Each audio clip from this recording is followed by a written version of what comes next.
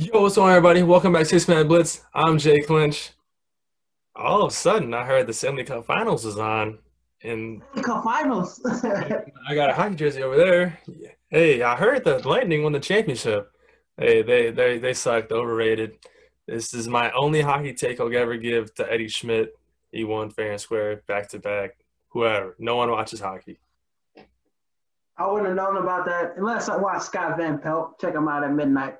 But what's up, guys? I'm Micah Huff. Lil Baby caught back at Logan Paul after a comment he made a year ago saying Lil Baby's music is trash and he'll be done in a year. He gives him a year in the rap game. Let's see what Lil Baby did this year. He dropped one of the best albums of the year, and he's still popping. Like, Lil Baby is one of the best rappers in the game right now. So for Logan Paul to say that, it makes you think what kind of music he listens to. He's easily one of the best, and that's how you get talking about Logan Paul. He says some dumb shit on the podcast that he's on, his YouTube channel, or whatever, and he gets talking, and he fights people. That's how he fought Floyd. He makes money, though. He made a bag off Floyd, and he touched him 17 times out of 200 punches he threw. Like, come on now. But welcome to Six Man Blitz podcast, and in today's episode, two interviews for you guys today. First time we've done this, we got the boy, Doug Brumfield, UNLV quarterback, in the competition right now. I won't say a starter, but he should be a starter. And then after that, this is the first friend of the program we got on, first friend that we know. We don't accept friends that come on. They're always like, hey, get us on. No, you got to prove that you're on. Javier proved that he can come on. The only Suns fan in the Midwest, the only true Suns fan, as he says, coming on the podcast. Great interview for you guys after Dougie B. So check that out, obviously. And it was funny. He's funny as hell. Like, he doesn't even try. He's funny. But he actually had some good takes. Some very good takes. We didn't expect that. But he did give a dumbass take, but I'll let you guys listen to it yourself. Just listen to that. But make sure to subscribe to Six Man Blitz on Apple Podcasts, Spotify, YouTube. Wherever you listen to podcasts, we're on there. Make sure to download those episodes on Apple Podcasts and Spotify. Give us a 5-star rating on Apple Podcasts. Helps us out. Makes us go a long way. Make sure to follow us on social media. Six Man Blitz, Instagram, Twitter, TikTok. Follows your boy. Like some pictures, comment some pictures, send it to a fan, send it to a family member. Help you boys out. Go check out our blog. It's in the link tree. It's the first link. We wrote one about Jameis Winston being a top 8 quarterback. Got some people mad in the industry. Wrote about Reggie Bush the other day. Wrote about the Clippers, what they should do in the offseason. Got some good stuff blogging. Good stuff coming. But, hey, make sure to subscribe to everything. Follow us on everything. Check out the blog. Check out the podcast. Share the podcast with somebody. And we got a new YouTube series, too, going. Each college football team doing the Big Ten right now. Iowa, Wisconsin should be next week, doing each team's prediction by prediction. You got anything else for the people before we start this, man? To the Big Brother fans out there, we might have something cooking for y'all soon. Soon. Hey, man, in that meantime, let's get into the intro. Touchdown Bears! No way! Hangs, fires, yes! The Bulls lead 87-86. Hello? You play to win the game. Let's go to eat a damn snack. All right, now let's welcome on the boy, the nanny Dower, Doug Brumfield. How you doing today, man? Doing good, man. How about you? Doing good, man. Just chilling over here. All right, let's get into it. Let's start off with your Sierra days. What does it mean coming from a program like Sierra being such a football-dominant school? Well, even in my early days, 6th grade, 7th grade, 8th grade, I always knew I wanted to go to Serra just because of like the kind of dude that comes out of there, like the athlete, like the quarterbacks that came before me, like their personalities, just their character, who they were. It was like so cool to me. That's what I wanted to be. So I did what they did, and then now not being there anymore, it kind of is. It's like you're expecting that from the younger guys too. So it's just like a tradition that you just want to be a part of. Yeah, when you go through and then you see everybody else behind you, it's just like you pave those stones down the road. Right. And the guys before me did the same for me. It's just it's a crazy tradition to be a part of. Now, having played football in California, is California the best football state? I would definitely say we're the best football state. If you're looking for some overall good skills, not just someone who's fast or is big and slow. If you want an overall great player, come to California. Like that's how it is. Now we got some dogs in Illinois, but I'd probably say Florida. It's weird about Florida because there's always some athletic, crazy, fast dude that come from Florida out of nowhere too. Right. No, yeah, and it's like now they do the national schedule now, so it's like Texas, California, Florida, they all play each other now. Yeah, and you see Something in the water over there. Now, yeah, we do see who's on top, but y'all got more like you got Bosco, you got Mater Dei, y'all got some powerhouses too. Because it was just consistent ball out there in LA. It's just consistent. Everybody beating everybody. No, yeah, we had someone else on. He said that's like the biggest locker room question, like what state is the best at football? Oh yeah, definitely. I argue with Jacoby Windman, our outside backer. I argue with him every day about Louisiana versus California, just every day. And I don't even hear nobody talk about Louisiana like that. Nah, me either. They don't. That's no slouch on Jacoby. That boy's a dog for real. A dog. All right, so then you talked about your UNLV locker room. What got you choosing UNLV over other schools like Kansas and whatnot? Well, I wanted to go somewhere that wasn't too different from home because I knew at a certain point I was going to get a little homesick, so I didn't want that to be really a big issue. So that kind of took Kansas out of it. Plus, the atmosphere was really it was so different. Like it was a culture shock for me on my visit. I wasn't feeling it. And then I had another offer at Rutgers, and I just really don't like the cold. Oh, I hell no. go there. So I was like, yeah, Vegas is a school for me. It's close. It's not too different from LA. And you're going from California and then going to Kansas. It's like those are two different atmospheres right there. Right. Now, right when you get there, your head coach gets fired. Now, how would you explain that process for you? What were you thinking? Because that's probably one of the hardest things about recruiting, having a coach come in to promise you the world, and then he's gone. It's like, damn. Right. So that whole thing happened probably a month before signing day. So I was still in high school, and it happened. So we were like, okay, cool. We're going to get another coach, but are we going to be able to sign on early signing day? And is that new coach going to want us? So every day I'm looking on Twitter just to see what's going on, and I see a bunch of other coaches. And finally I see Coach Arroyo, and I had a previous history of Coach Arroyo recruited me before. So I was like, yeah, he's pretty sure he's going to keep me. So we went over, he got signed, and then he reached out to all of us, all the pre-signees. He reached out to all of us, and he told us he would stay in contact and that he was just going to do some overview of everything. And I wasn't really too worried, but I'm the only recruit from the previous recruits to sign. So I guess I got pretty lucky with Arroyo being the guy, Yeah, it's definitely lucky because when those new coaching staff come in, they want a whole different Right. they want to change everything right away. Right. And But our coaches that did a great job with that. Our new class, the guys that came with me are definitely dogs. yeah, definitely because UNLV was never nobody's really talking about UNLV, and now it's starting to gain some traction and everything. Yeah, and their uniforms too. Their uniforms are nice. I forgot UNLV was a school until I got the offer. I was like, oh yeah, there is. I forgot. I picked them when I would play NCAA Dynasty mode. One of those programs you want to build up and shit. Right. All right, so you graduated high school in 2020. How was it going to a new program with COVID and everything? How different was that? Well, I kind of transitioned into COVID a lot easier than most people would because I was already kind of like an introvert. I'd like to stay home and just chill. So that going into college was kind of like, okay, this is just what I was just doing at home. It kind of was like a little bit of what I'm doing at home, I'm doing it here now. So it's not that different.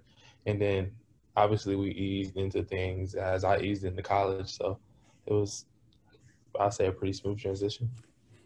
Yeah, but it had to be weird getting tested all the time, and Oh then yeah. like Definitely. we didn't know if we were gonna have a season for a while, and then finally getting that, and the whole offseason was definitely crazy going into 2020. My first ever COVID test, I had tested positive, Damn. and it was like my second week that after I moved in out here. So then did they have to send you to a different dorm, or did you quarantine your room? How was that? My roommate had tested positive as well too, so we were just quarantined together. I mean, it's good now though with like the test. Like it was saliva, and it's not the nose thing anymore. But That was and terrible. That was terrible. Yeah, that nose thing was awful. so now going in, you got your shot in the first game against Wyoming. What were some of your feelings in that? I was my first drive in. I was nervous. I was nervous. I had tunnel vision, and then I don't know. Like I locked into every detail that my coach said. It was all in my head at once, like locked in, like in storage boxes in front of me. So it was definitely a nerve-wracking experience. But towards the end of the game, like when coach put me back in around third quarter, I had been ready to go. Like after that first drive, I got my jitters out. I was ready to go. Like it's just like ball at home, like what I've been doing for my whole life. So it was definitely a great experience though. Yeah, you just need to get that one play, get your confidence going, and it's just like, hey, we're just playing football. There's nothing else new. Exactly. Yeah, after you get hit once, it's a totally different game. My first time getting hit, I hit my head awkward on the turf, and it like woke me up. I was like, "Yeah, you're playing football again." Like, And it's different. You play college football too. right. Yeah, exactly. But like, how would you just say the season went for you overall? Playing the last two games, getting in as a freshman. How would you say the season went for you? I would say it was a big learning experience, just for me personally, learning how to be a quarterback on the next level. When I came in, I didn't know how to study. I didn't know how to prepare for game weeks. Like in high school, I had been running the same offense for 4 years. I could teach it. I could run the meetings. But when you get to college, it's a big difference, and it's a lot more.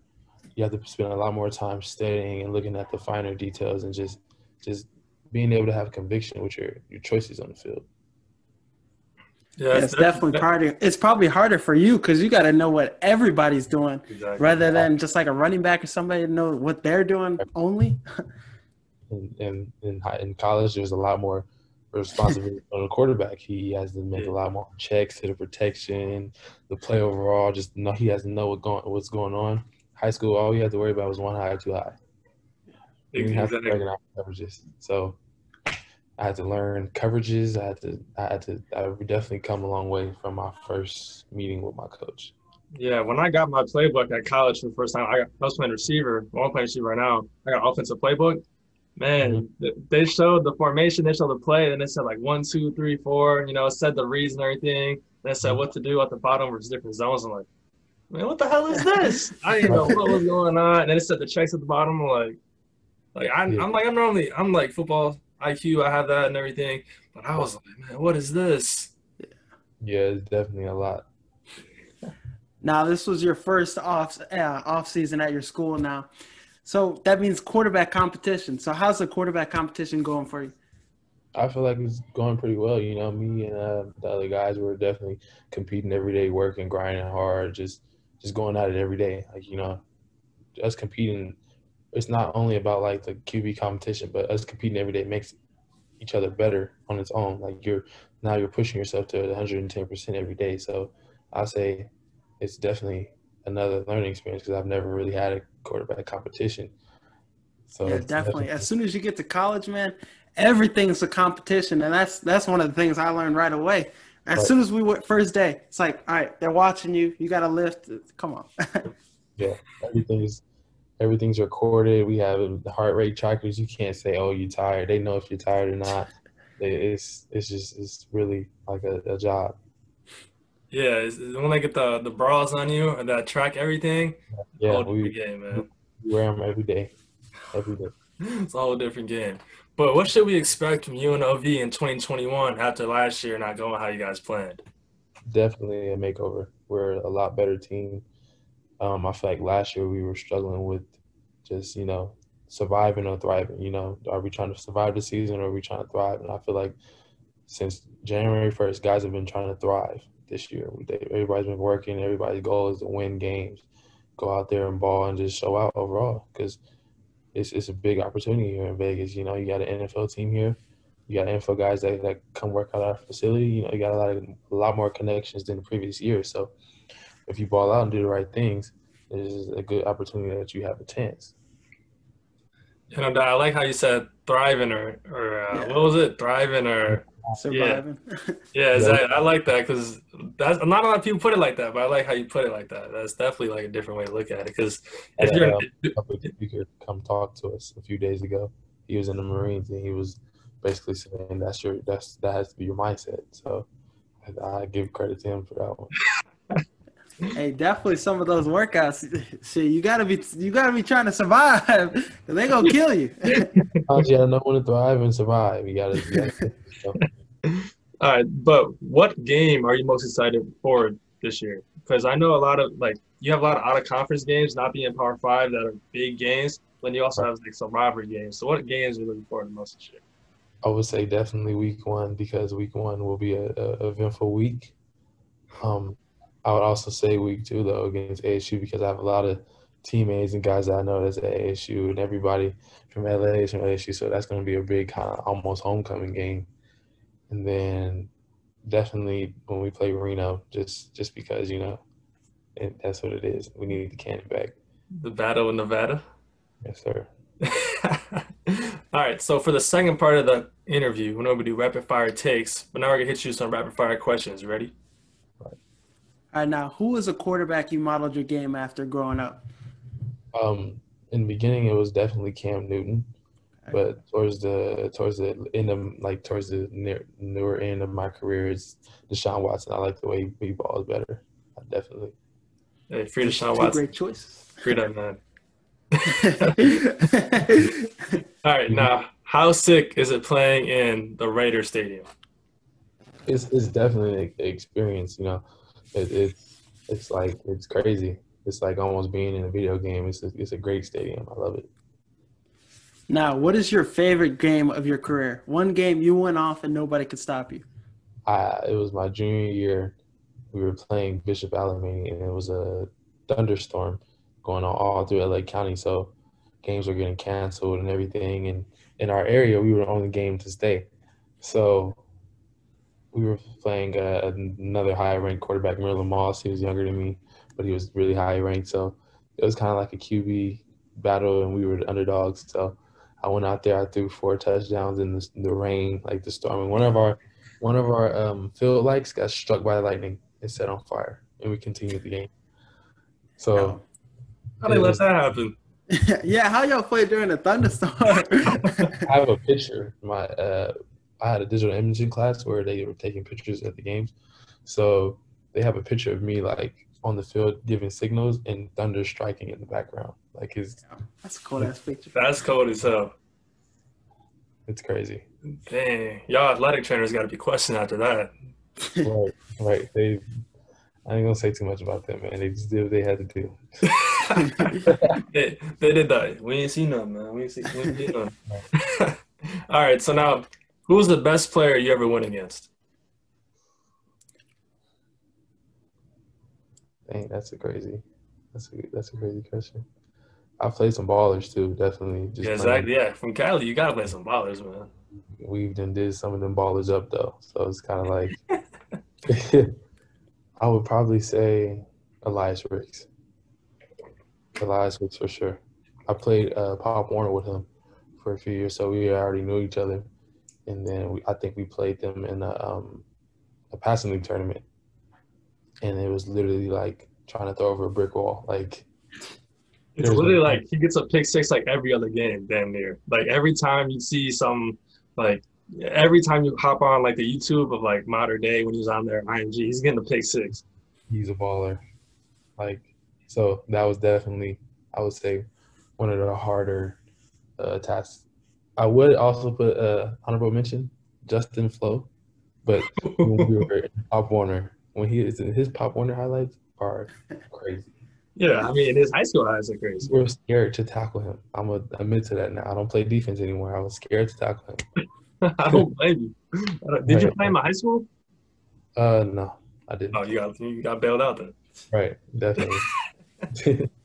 Now I know you were playing Warzone, but hey, if you had to pick Suns or Bucks, Suns all the way. That's what I like to hear. I have on a paper written down from a year ago of me saying Chris Paul hitting the finals, like a shot in the finals, Game 6. Game 6? Okay. Hey, I said Suns at 6. CP3 hits the shot, Game 6. We know who to come from. We know who it came from. Hey, this is proof right here. This is proof right here. All right, now why did you decide to switch from 17 to 2 this year? Well, I really don't like double digits. You know, I've wore them every time I've got, like when I got in high school and varsity, it was my first time wearing a double digit. It's the process, but I really wanted to go to 3, but my receiver Zael has 3, so I was like, okay, I'll just wear 2. You know, I've never wore 2. I've wore number 1, I've wore 3 or 5, but I've never wore 2, and I'm not a fan of 4, so that's out. But I was like, 2 would be different, so I told Roy that I was going to work for it, and I grinded out, and Coach gave me the number. So, yeah, that's the story behind that.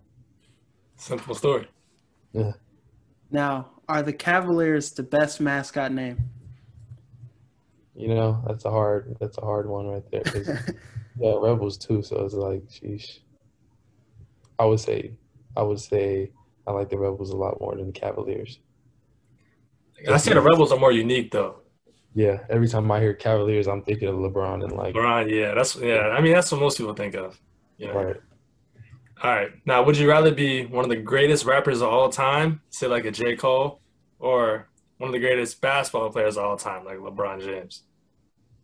I would say definitely LeBron James. I say that's a no-brainer because J. Cole definitely is a life changer, but I feel like LeBron's a lot more worldwide. He's touching kids that probably don't even know English. Yeah, exactly. So it's like it's definitely LeBron. Now you're walking in an alley, right? 3 a.m. Who are you picking with you to fight in a street fight? Anybody? Definitely my old roommate Kue Olota. Definitely, he's a tight end now, former linebacker, but he's definitely one of the most loyal friends and dogs that you would meet. We've got some good answers. Somebody, like a lot of people said Mike Tyson. Some people said teammates and stuff. Some boxers. I know Kue is not going to quit. He won't. If something goes down, he's not quitting. So you need someone that's loyal. Yeah, exactly. All right. Now, you have 3 dinner guests, dead or alive. Who are you choosing? Okay. Definitely, I would say Sweetie because she's beautiful. I just need a dinner with her, for real. Then I would say I would like to talk to Malcolm X. Okay. I want to talk to him about things that's going on right now, you know, see his point of view. And then I would say Tupac. I feel like that would change music up, like today's music. If he was alive right now, I feel like that would be so impactful in today's music.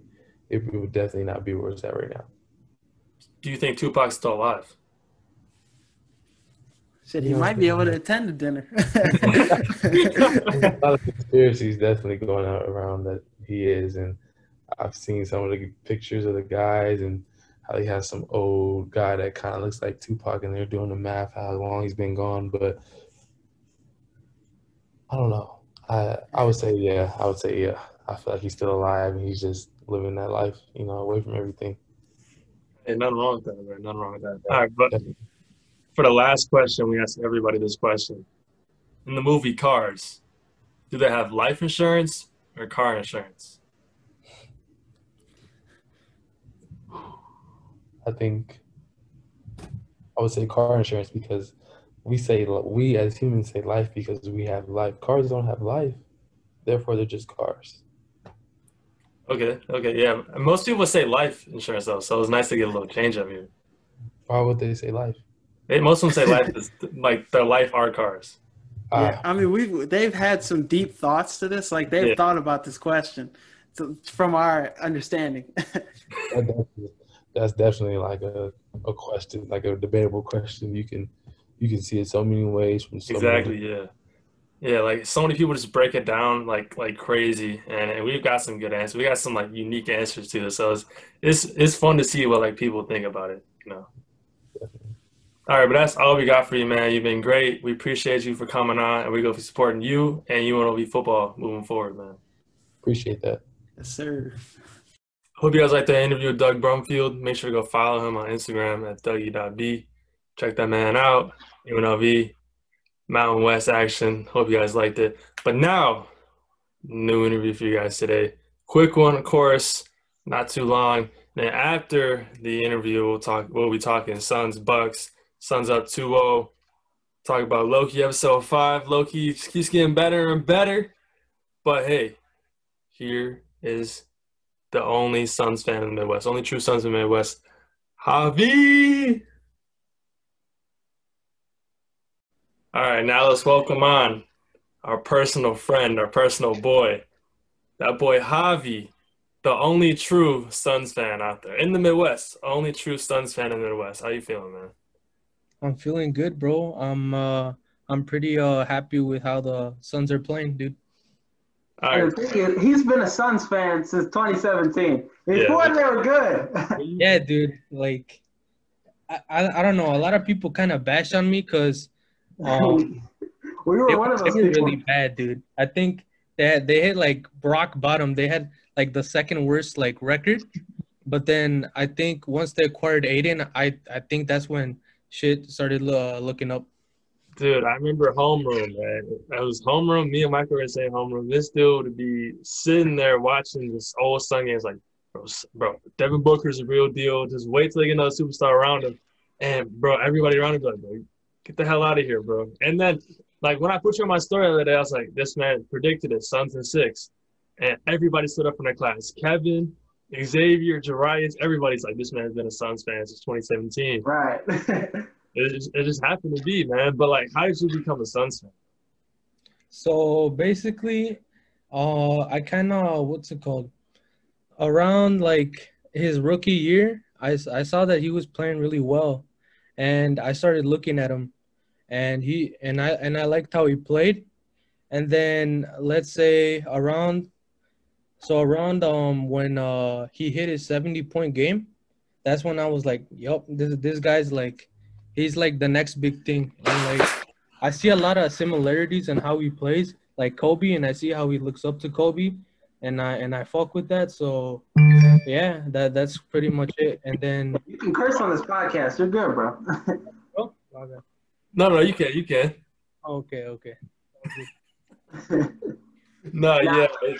It's funny as hell, bro. Like, dude, and it's like that 70-point game is so underrated, bro. No, nobody talks about it, bro. Yeah, no, I don't know, dude. It's like a lot of people kind of hate on Devin Booker because, like, probably before the bubble, they used to think he was like trash. They used to say, I guess, he's just scoring a lot because he's in a really bad team. But I think with Chris Paul, Jay Crowder, DeAndre Ayton, the people that he has around him, and with him like scoring as much as he does, I think it kind of proves that he's not just like a scrub shooting well in a bad team. I think he's really good. Yeah, where do you put D-Book at, and like where do you rank him at? Look, dude, I'm not gonna lie to you. I think he's better than Luka Doncic, bro. Like, what did he say? No, but let's just look. Let's just ignore the fact that, you know, Chris Paul's on that team, and let's just look at like where they're at right now. Like, they're Devin Booker's about to get a ring. I think him getting a ring is gonna probably like put him above Luka for sure. I think he's probably one of the he's like top 3 shooting guards in the league for sure. Hey, Luka won't have a ring, so I mean that ring. Now, yeah. Where would you put Devin Booker at in like out of the all-time Suns greats? You got Charles Barkley, you got Steve Nash. Where would you put him if he wins a ring? Like, where would you put him in that order? You put him in the Mount Rushmore. In the Mount Rushmore? look, dude. I think he's like at least top 5 for sure, dude. Like there's not like if he gets this ring, it's gonna solidify him, dude, for sure. He's gonna be top five if he gets top 3 if he gets a ring, and then he's gonna be like number 1 depending on how his career goes. Yeah. Yeah, because I see him being a loyal guy to Phoenix. I see him staying a long time and everything, especially with Aiden and CP3 in that bag this summer, bro. Yeah. Now, how do you feel up 2-0? Up 2-0? Well, right now I feel like, I think we're in a really good spot right now. If we can manage to get the away game, like if we can get that away game, I think it's over, dude. Cause like it's kind of like an advantage having like being at home. Cause like the Suns fans, they're going crazy. They cheer them up. Nuts. It's actually home court advantage. Yeah, no, like that. Like you can I bet if you're there, I haven't been in the arena. I bet you could feel it because they're passionate. So you might, hey, after this podcast, bro, you might get some tickets. Yeah, bet for sure. Are you sticking to Suns in 6 though? Suns in 6. Well, dude, right now, the way they're playing, I can see it. I can see them getting swept, or like if like stuff hits the fan, max 6 games. There, I don't think it's going to 7. No way it goes to 7, bro. No way. I mean, and it's not like you're playing the Clippers anymore, a team that is lethal down to 0-2. You're playing this Bucks team with Middleton, Holiday. Like, these are guys that haven't proved themselves yet. And Middleton, man, he shit the bed tonight. I don't see him having, like, great performances in this finals to keep this, because that's what the Bucks are going to need to come back. Yeah, I agree. I feel like he's inconsistent at times. Today he just disappeared. No, yeah, no doubt about it. But like, it's crazy to see the Suns team like come out of nowhere pretty much. But did you expect this like the whole year? The Suns were gonna be like one of the best teams in the league. Dude, look. So it's like I saw this in 2 teams. I saw this in the Hawks and I saw this in the Suns. So the thing that the Hawks and the Suns have in common is that Trae Young and Devin Booker, they're both really good scorers and they had a lot of potential. They just needed the right pieces around them. So once I saw that when they drafted DeAndre Ayton, and I saw how that dynamic would work out, I think he was in first overall in the pick, no? In the draft. Yeah, he's first overall, yeah. Yeah, because they were tanking, like they were bad. So once they got him, I knew that like the team would like, if they got the right pieces, the team would like become really good. And they got Jay Crowder, which in my opinion he's underrated as hell. Like I like how he plays. He hits clutch 3s sometimes. And yeah, the same thing with the Hawks. Like they just needed the right players and they got the right players and they did really good. Yeah, I mean, like in the NBA, it said that you need 3 stars to win, and the Suns, they got 3 stars.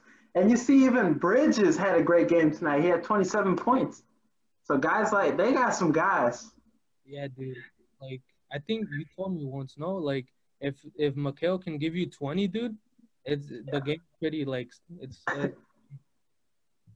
No, yeah, but okay, so I got a question. A lot of people are saying this Suns season is based off CP3.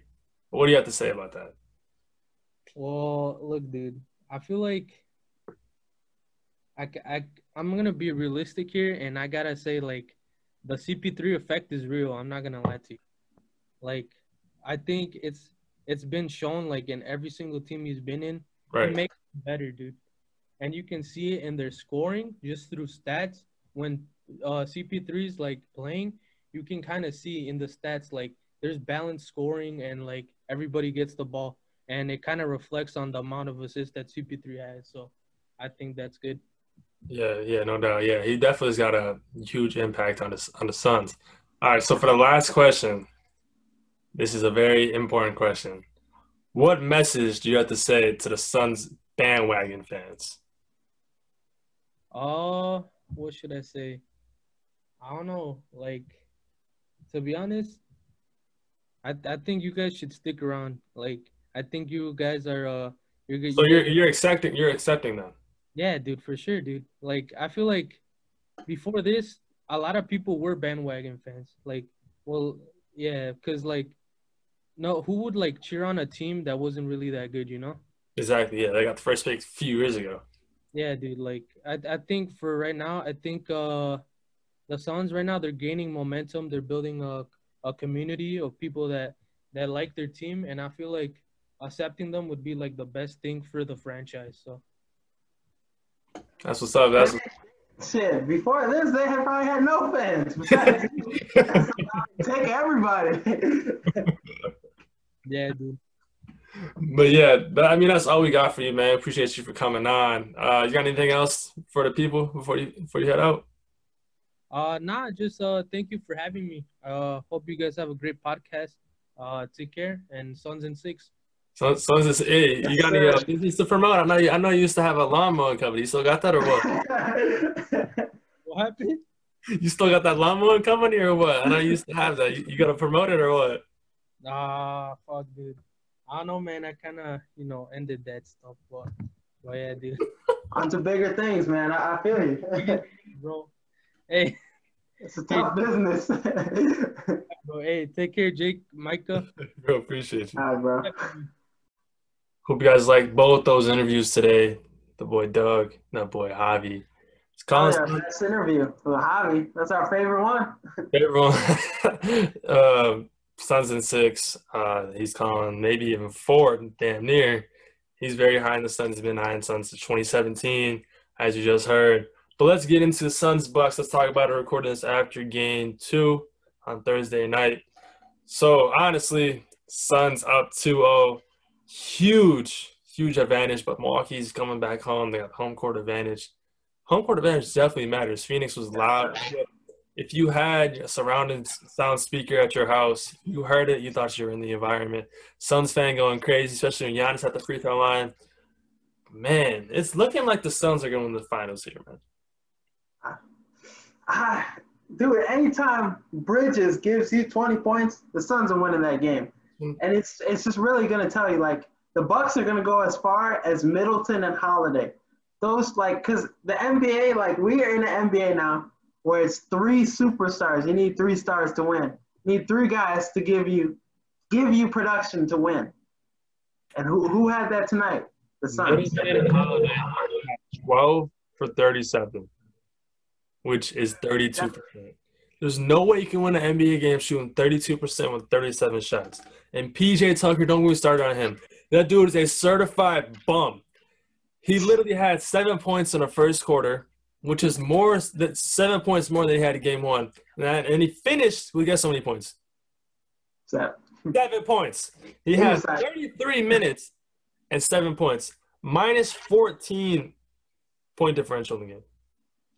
He's a bum. Wait. Yeah, he had 7. He had 7 last game. I'll take that back. 7 last game, 7 this game.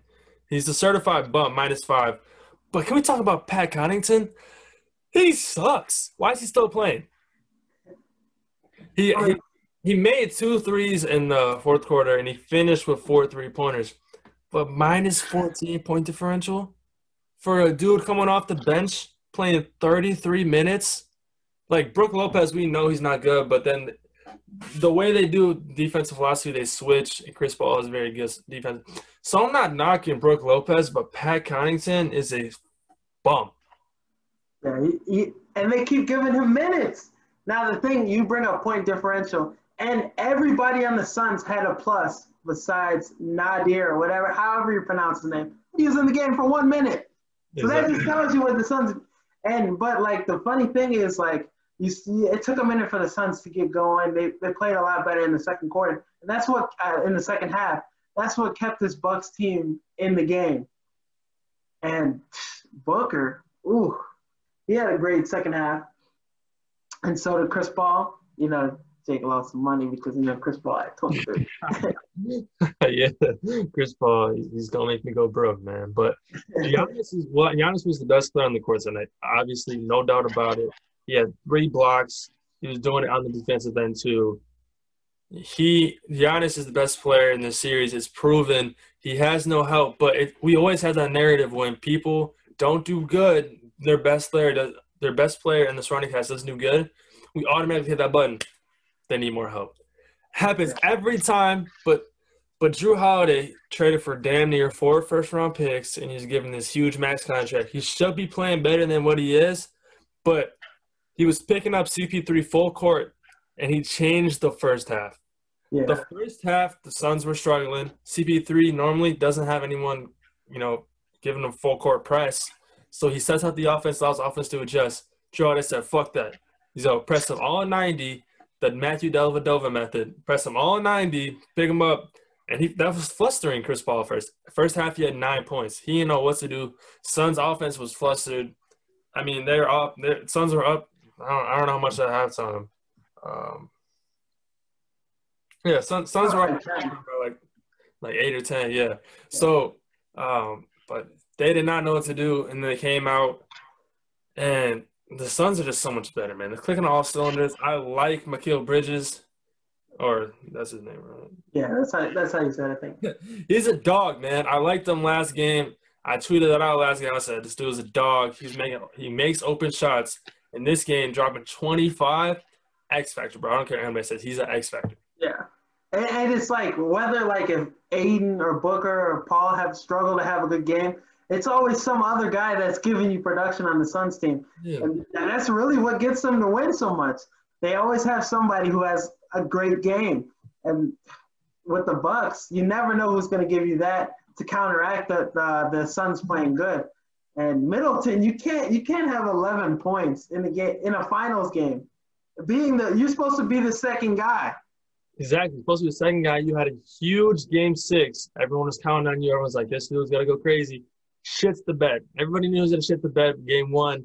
Game 2, like, all right, he's going to pick it up, and he just didn't do that. But honestly, like, the Bucks coach, Mike Baumhauser, or how you say his last name? Budenholzer. Budenholzer. He made some adjustments, and it's hard to put Brook Lopez out there and everything. But, man, I think the Bucks would be better without him. Yeah. And think about it. If KD's foot wasn't that damn big, he'd be out of a job right now.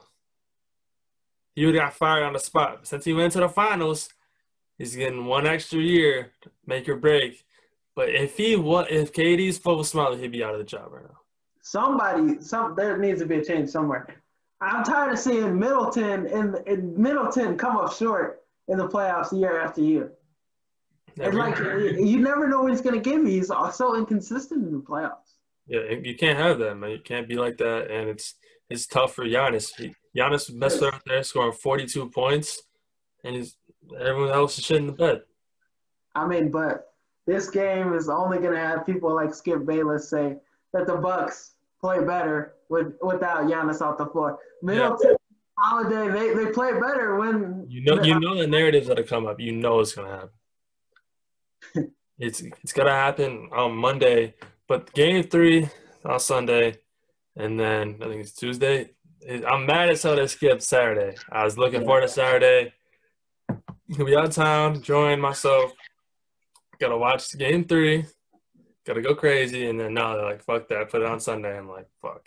So Sunday, but Bucks' next 2 games are at home. That could be huge for them. Mike Van Gundy was going off on the Bucks fans, a.k.a. Deer District. He said that name is terrible. He said, why the hell would you want to go outside and go inside, go eat popcorn, sit in the stands?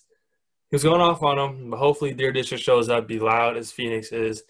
And if the Bucks win these next 2 games, it's a different series. It's a whole different series. It's going to 7. It's going to be – you have to steal a road game. And if you steal a road game, whoever steals a road game is going to win the series, obviously, because if the Suns steal a road win, they'll be up 3-1, 3-0, one of those 2, and it's wraps. Yeah. But it's hard. I mean, you saw the Suns lose a couple games in L.A. and I don't know. I mean, but I hope Milwaukee can get it together. Middleton, players play better at home. Role players play better at home. So maybe even Pat Connaughton can give you a good game maybe at home. I just hope it goes further because I don't want it to be a sweep. Yeah, me either. Who wants a sweep, bro? You're a loser if you want a sweep. You're a Suns fan. But hey, let's shift away from basketball. Loki episode 5. How was it? A great episode. I just loved, like, you see the how you felt in the last episode, it carried into the next episode. Like Mobius, all these people got pruned, but then they come back together to fight the monster to get back. They all come together. It was just perfect. I like when they come together. When Tom Wilson pulled up in the pizza car, I'm like, oh shit, it's about to be serious. It's about to go down, man. But hey, Lady Loki and Loki. They might be, hey, they might be a thing now. I don't know. Like, they talking about, hey, maybe we can go find somewhere together. Hey, me and Loki might have to fight, man. She bad as hell. But anyway, it was good. I liked it a lot. I was very not concerned, but I'm like, where can this go when you saw Loki get zapped and everything, and then he wakes up and 3 Lokis are with him. And it's crazy to see how everything changed.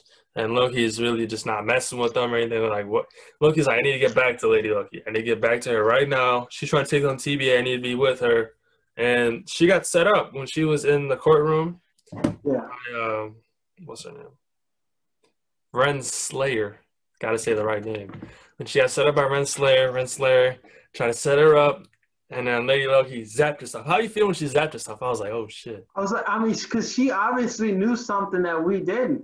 She knew to prune herself because, like, think about it. Like, all the people that got pruned ended up in the same spot. So she knew she was going to end up with Loki. And people in TBA thinking when you get zapped, you get killed. Yes, I mean, I thought that same thing. I was like, how they going to kill everybody? Dang. And it's crazy to me that Tom Wilson ended up in that reality, too. Yeah. But obviously, you need someone like that. But, like, when Loki and them went underground, all the Lokis, all the variants, and they're talking on the ground, and they're just talking, and Loki's like, I need to leave. And he's like, I need to fight this, and they're all, like, laughing at him. He leaves. And there's, like, 15 fucking Lokis waiting at the top. And I'm like, how the hell are that many Lokis? That tells you something about Loki. He's a lot different. Like, they even mentioned it. He's a lot different than the other Lokis. Yeah, he's definitely different than Lokis because I don't know, bro. Then it's just those 2 left with Loki, the normal Loki, just the other 2, young Loki and older Loki. And then Lady Loki's like, I got to go to the storm. Right. And obviously he worked out, but it took old Loki away. Oh, Loki, he hit the bricks. He was like, there's the only way I'm going out. He did the R.I.P. that.